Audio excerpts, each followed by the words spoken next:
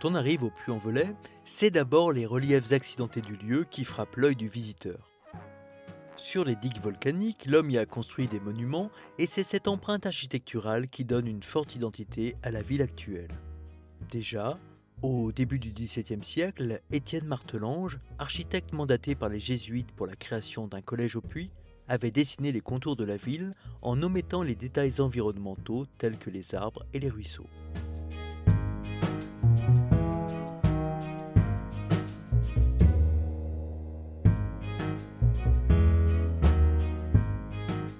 Aujourd'hui, l'extension et l'urbanisation de la ville peuvent masquer, à qui n'y prêterait pas attention, l'histoire des divers sites historiques et monuments parfois transformés au fil du temps.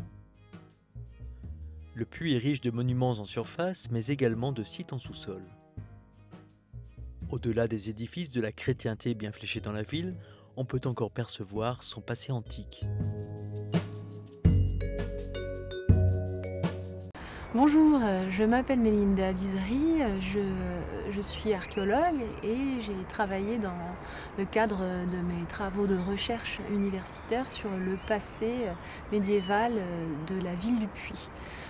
Les images que l'on vient de voir précédemment concernent des vestiges de monuments romains qui ont précédé la construction de la cathédrale médiévale du Puy. Alors ce qu'il faut savoir, c'est que beaucoup du passé d'une ville est encore visible dans ses murs, dans des vestiges encore en élévation, à qui c'est bien regarder ou prêter attention à ces indices de construction ancienne. Au nord de la ville médiévale du Puy se trouve la porte Goutheyron, presque entièrement détruite de nos jours.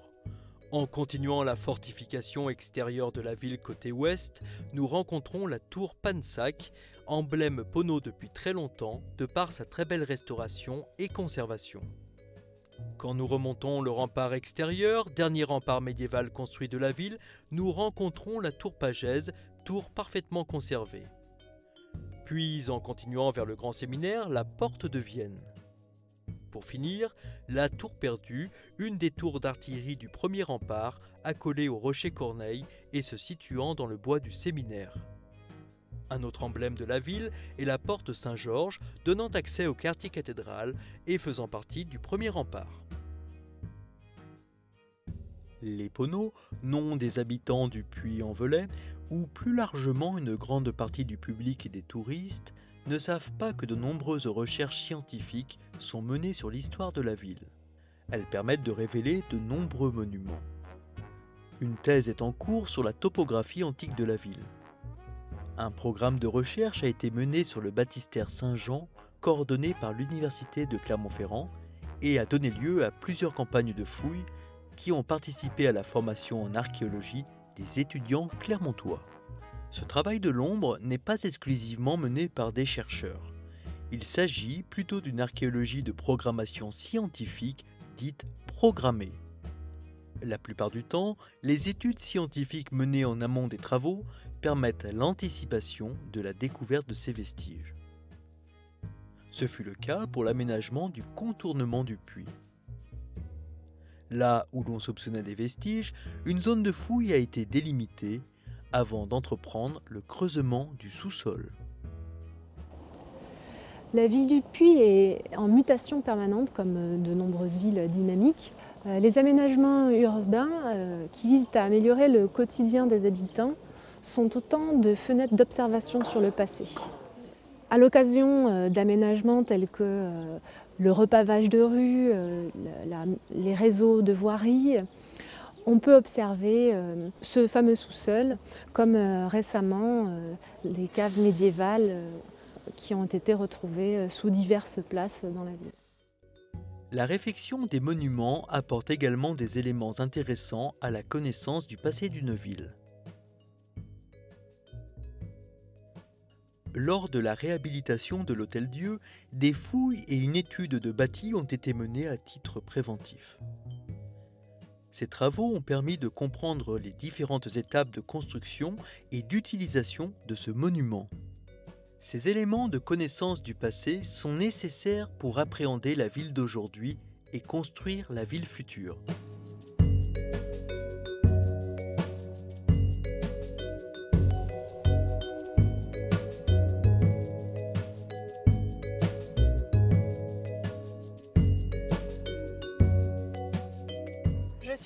Choran, guide conférencière pour le service Pays d'Art et d'Histoire de la communauté d'agglomération du Puy-en-Velay.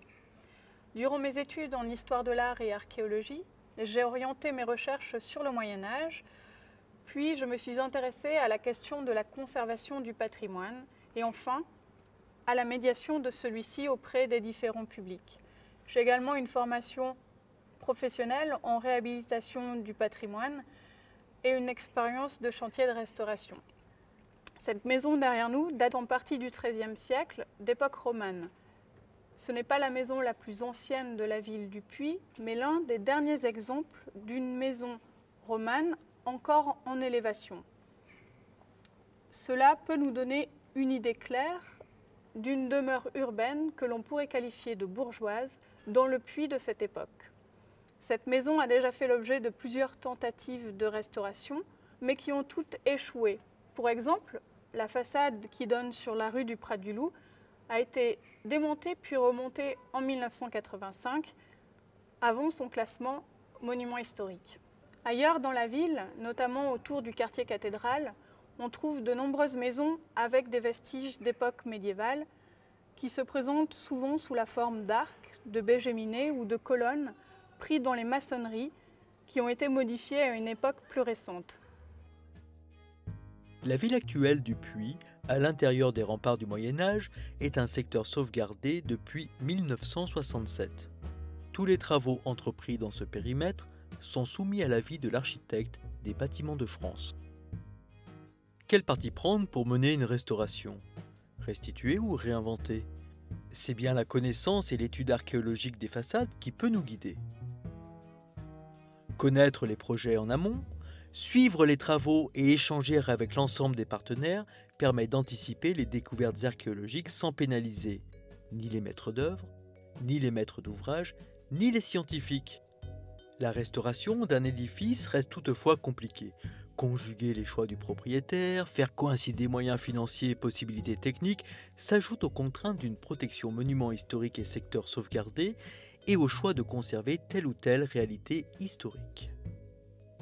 Pour assurer la réussite de la restauration, cette articulation nécessite une réelle entente entre les services et leur franche collaboration. La ville du Puy n'est pas un musée. Elle doit évoluer et s'adapter à nos modes de vie contemporains, tout en respectant le patrimoine ancien qui fait sa réputation et attire des milliers de visiteurs chaque année.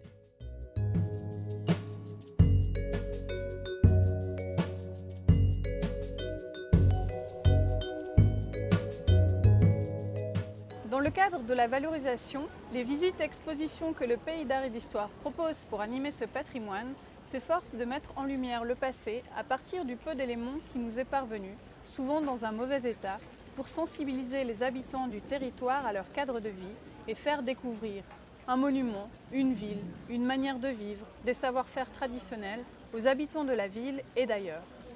Nos visites sont pour l'essentiel alimentées et actualisées par les recherches menées par les archéologues, étudiants ou professionnels. Toucher le public dès le plus jeune âge par l'éducation du regard est primordial. Nous participons aussi par des ateliers pédagogiques à la construction des futurs acteurs de la protection du patrimoine. Un patrimoine mieux regardé et mieux analysé est donc davantage pris en compte pour l'avenir.